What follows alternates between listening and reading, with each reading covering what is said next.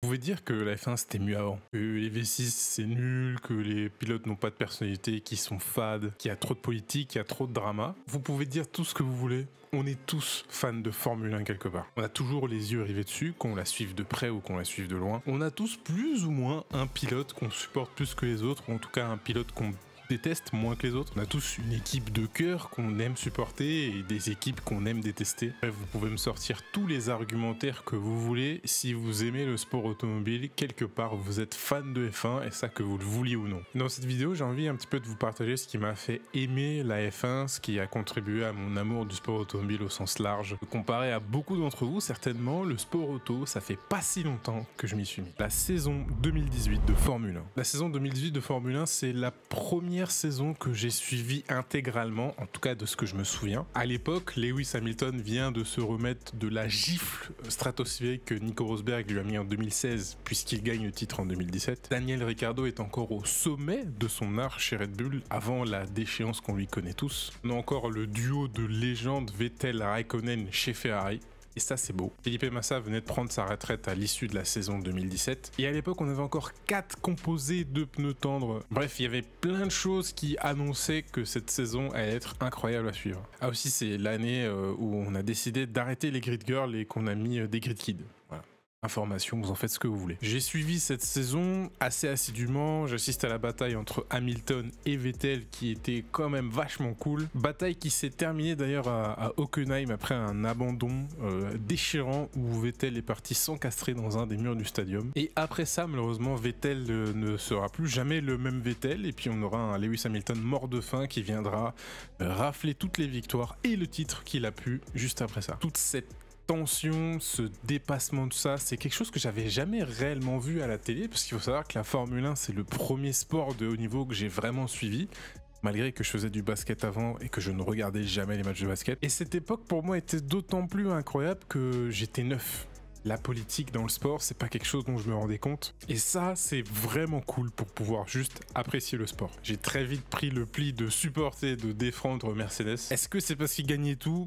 Peut-être que j'avais envie de me ranger du côté du plus fort, peut-être. Le duo Hamilton-Bottas, je le trouvais juste incroyable. Tout ça pour dire que je trouve que la saison 2018, c'était une belle entrée en matière pour entrer dans la Formule 1. En tout cas, de mon point de vue. C'est la saison aussi qui m'a fait adorer Hülkenberg, parce qu'à cette époque-là, Mercedes, Red Bull, Ferrari étaient intouchables et Hülkenberg, c'était ce qu'on appelle le meilleur des autres. Enfin, c'est comme ça qu'ils l'appelaient dans les médias. Et c'était encore une époque où avoir confiance dans le succès potentiel de Renault, bah c'était pas dur à vivre parce que les résultats, bah ils étaient vachement bons. Bon, après ça s'est gâté, mais voilà, on n'est pas là pour parler de Renault. En tout cas, ce que je retiens de cette saison, c'est la guerre acharnée entre Mercedes et Ferrari pour le titre. On avait toujours un Max Verstappen qui traînait à gauche à droite pour rafler un podium ou une ou deux victoires de temps en temps, histoire de rebattre vite fait les cartes. C'est toujours la volonté d'aller chercher le plus loin possible les meilleurs résultats possibles, alors qu'on savait au bout d'un moment que Mercedes allait gagner le championnat, mais ça les arrêtait pas pour autant d'essayer d'aller chercher des pôles et encore des victoires. Toutes ces émotions là de dépassement de soi, d'accomplissement, c'est des trucs que j'avais jamais ressenti nulle part ailleurs. Et ça tombait d'autant plus bien que j'étais dans une période de ma vie où je me remettais un petit peu en question et je savais pas trop ce que je voulais pour moi pour le futur. Et en fait la saison 2018 m'a donné une réponse. Je voulais être dans le sport automobile et je voulais devenir pilote de course tout simplement. Tout ce que je voyais à la télé, les podiums, les moments de joie, les moments de tristesse aussi parce que ça en fait partie, tout ça c'est des choses que je voulais vivre au quotidien et je me suis dit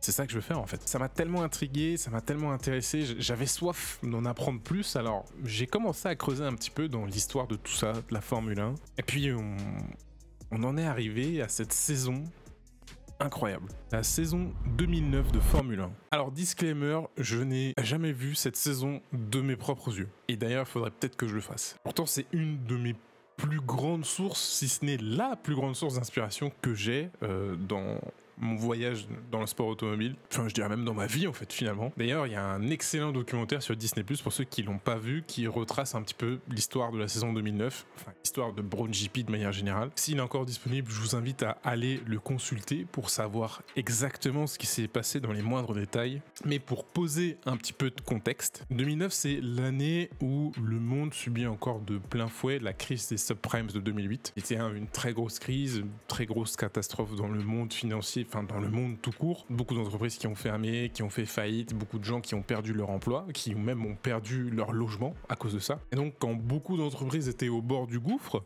voire même carrément dedans, le peu qui n'avaient pas encore subi de plein fouet les effets de cette crise ne savaient vraiment pas du tout à quoi s'attendre pour le futur. À cause de l'inquiétude générale de cette crise, ça pousse énormément les gens à être conservateurs pour essayer d'encaisser peut-être une deuxième vague le mieux possible et de ne pas finir comme d'autres gens ou d'autres entreprises qui ont été carrément terrassées par la crise. Et vous allez me dire, c'est quoi le rapport entre la crise des subprimes et la Formule 1 ? C'était un petit peu la même ambiance générale dans la Formule 1, hein, et il y a des constructeurs qui se sont sentis frileux à l'idée de poursuivre leur activité en sport automobile, dont Honda. C'est comme ça que Honda se retire quasiment du jour au lendemain de la Formule 1, et donc ils se sont retirés du championnat en laissant les infrastructures et les employés sans rien. Ross Brawn, qui était alors directeur technique de Honda à l'époque, lui se dit que le projet, il peut pas mourir comme ça, c'est pas possible. Pas sans s'être battu, ne serait-ce que pour la première course. Et c'était d'autant plus dommage que la voiture de l'époque, la RA109,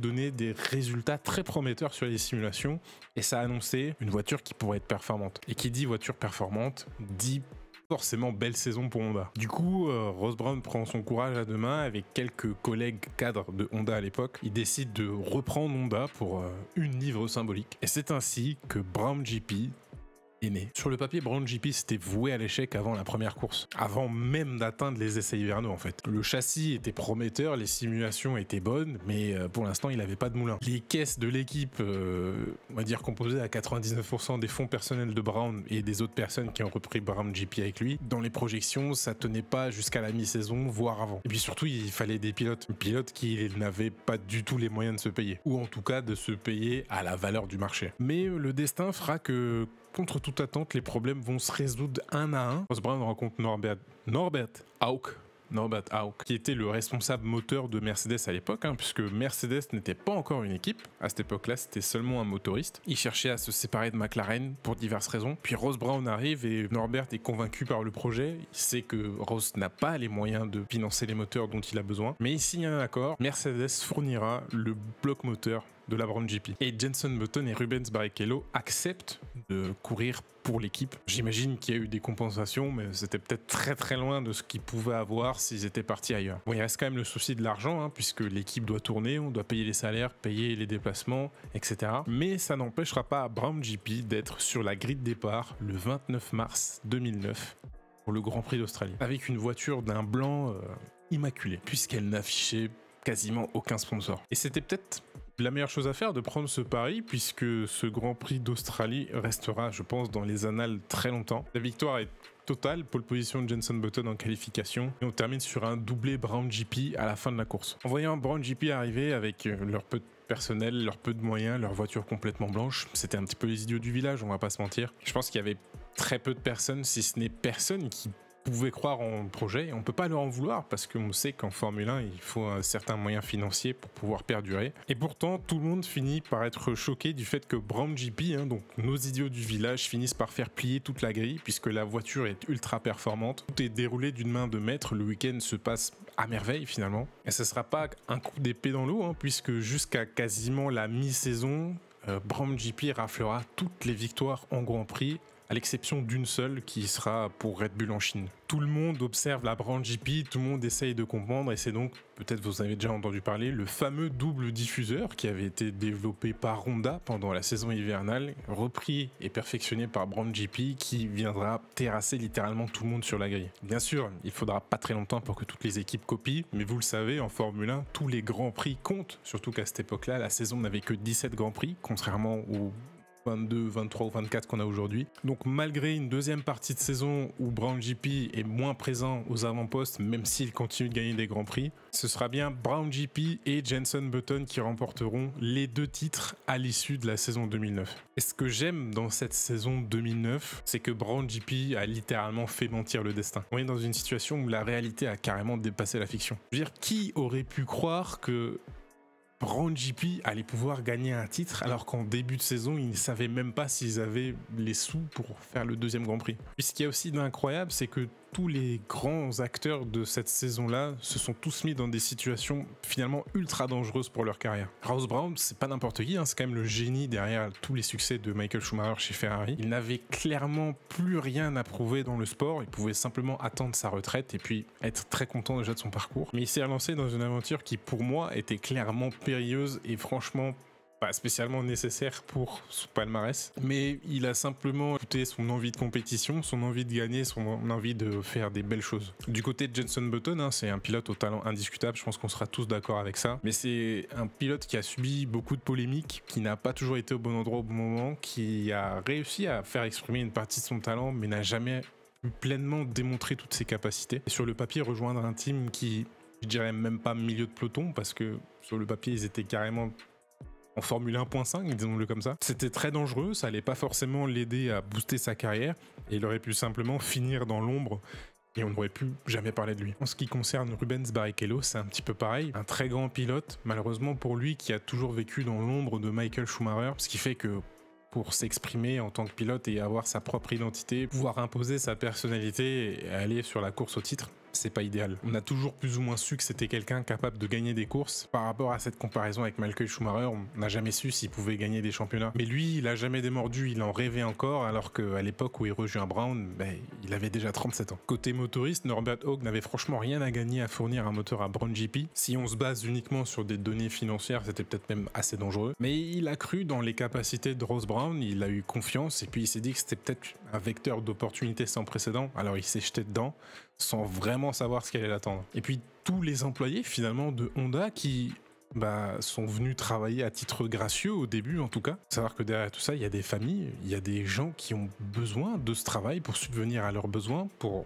tout simplement vivre. Ça aurait été plus que légitime que les employés demandent simplement une compensation et puis partent. Parce que chacun doit s'occuper de soi, chacun doit s'occuper de sa famille, mais ils sont tous restés, puis ils ont travaillé comme ils ont pu, et puis ça a donné la belle histoire qu'on connaît. Et finalement, tous ces acteurs, le point en commun qu'ils ont, et c'est ça que je trouve très beau dans cette saison, c'est l'amour du sport en fait. Ross Brawn leur a demandé d'y croire, et ils y ont cru, ils se sont investis, et ça a donné ce résultat que je trouve magnifique et qui est une belle leçon de vie quelque part. Je pense que personne, à part Norbert, je vais l'appeler Norbert parce qu'en version allemande c'est un petit peu chiant à prononcer, n'a vu le potentiel du projet Brown GP, et qu'on ne peut blâmer personne, qu'il aurait été beaucoup plus simple à l'époque de se ranger du côté des plus forts et de simplement laisser tomber ce projet. Tout est fini quand on a décidé. Tant qu'on continue, il y a toujours une lumière au bout du tunnel. C'est peut-être pas la lumière qu'on pense, elle arrivera peut-être pas au moment qu'on a envie ou on a besoin, mais elle est là.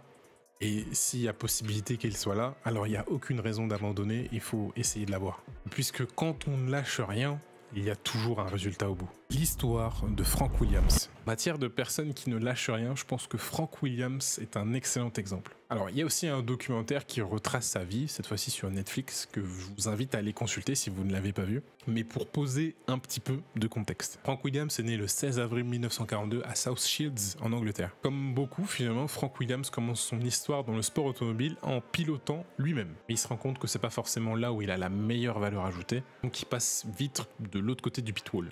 Bon, même si à l'époque, il n'y avait pas vraiment de pitbull. Il se concentrera donc sur la gestion de sa toute première structure, Frank Williams Racing Cars, qui fera rouler des personnes comme Pierce Courage, Jochen Rindt, Carlos Reutemann ou encore Max Mosley. Oui, le Max Mosley de la FIA. Et au début, Frank Williams Racing Cars était ce qu'on peut appeler finalement un préparateur, puisqu'il ne faisait que acheter, préparer et revendre des châssis de Formule 2 et de Formule 3. Alors, petit aparté pour comprendre un petit peu le contexte, à l'époque, pour engager une voiture en championnat du monde de Formule 1, il ne faut pas nécessairement que ce soit une Formule 1. Donc il y a eu des cas où en Formule 1, on avait des châssis de Formule 2 préparés. Donc Frank Williams préparait des châssis de Formule 2 et de Formule 3, mais il avait déjà son pied en Formule 1 à l'époque. Voilà. Parenthèse fermée. À partir de 1969, il décide de se lancer lui-même en Formule 1, c'est-à-dire d'engager des voitures en son nom propre et pas simplement de revendre des voitures qui étaient capables de concourir. Première campagne en Formule 1 qui connaîtra des hauts mais énormément de bas. Les partenaires se suivent et se succèdent sans résultat probant. Son partenariat avec De Tomaso se finira d'ailleurs de manière très tragique avec le décès de son ami Pierce Courage qui avait commencé le sport automobile avec lui. Il engagera à un moment des marches engineering avec des résultats franchement pas terribles, malgré qu'il avait avec lui Henri Pescarolo et Carlos Pace à l'époque. Alors Frank finit par décider de dessiner, développer ses châssis lui-même. Puisque, comme on disait avant, jusqu'à maintenant, il engageait des voitures construites par d'autres personnes en son propre nom. C'est ainsi que la Polytoys FX3 est née, et malgré son nom, c'est bien une voiture de conception Williams. Mais malheureusement, à l'instar de toutes ses autres sœurs, elle ne fera pas de résultats particuliers. Tous ces échecs successifs font fuir toutes les personnes qui croyaient un minimum en son projet, et se retrouve alors tout seul à la merci de Walter Wolf, qui au début de leur rencontre avait des airs de bienfaiteur tombé du ciel. Walter Wolf voulait investir dans Williams pour pouvoir relancer le projet. Mais c'était sans compter sur le côté vicieux de Wolf qui finira tout simplement par évincer Frank de sa propre équipe, récupérer la structure et recréer une équipe par-dessus pour pouvoir engager des voitures en son nom. Bien sûr, Frank repart avec un chèque, mais c'est pas forcément l'argent qui intéresse Frank. Frank, lui, ne vit que pour sa vision et pour la victoire. Et donc avec ce chèque fraîchement acquis de Wolf, il va tout simplement relancer une deuxième équipe, Williams Engineering, qui est d'ailleurs le véritable ancêtre de la Williams qu'on a aujourd'hui. Cette fois-ci, il sera associé à Patrick Head, qui est la seule personne qu'il a réussi à garder de son ancienne structure, puisqu'il réussit à recruter Patrick Head en 75, il perd sa première structure en 77, et le reste... c'est la légende tout simplement. Entre 1980 et 1997, Williams, c'est 9 titres constructeurs, 7 titres pilotes. C'est véritablement l'étoile montante du paddock, craint par les plus grands comme Ferrari qui était là depuis les premiers jours de la Formule 1. Tellement les Williams étaient rapides et en avance sur leur temps. Et malgré toute cette ère de succès qui n'est finalement qu'une juste rétribution de toutes ces années à galérer, eh bien Frank Williams connaîtra encore des malheurs dans son parcours. 1986, après une journée d'essai au Paul Ricard, un accident le rendra paraplégique à vie. À partir de ce moment-là, on le verra toujours se déplacer en fauteuil roulant. Mais surtout, le plus grand malheur qui lui arrivera dans sa carrière de gestionnaire d'équipe, c'est le décès d'Ayrton Senna. Au Grand Prix d'Imola 1994, le jour où Ayrton Senna est décédé, eh bien c'était Frank Williams qui était le directeur de l'équipe. Vous vous doutez, le décès d'une icône comme Ayrton Senna, c'est pas du tout anodin. Frank Williams était déjà connu comme étant très dur avec ses pilotes, puisqu'il avait une vision très précise de ce que devait être la vie de son équipe. Malgré tout, il avait envie d'avoir Ayrton Senna, et c'était un des rares pilotes avec lesquels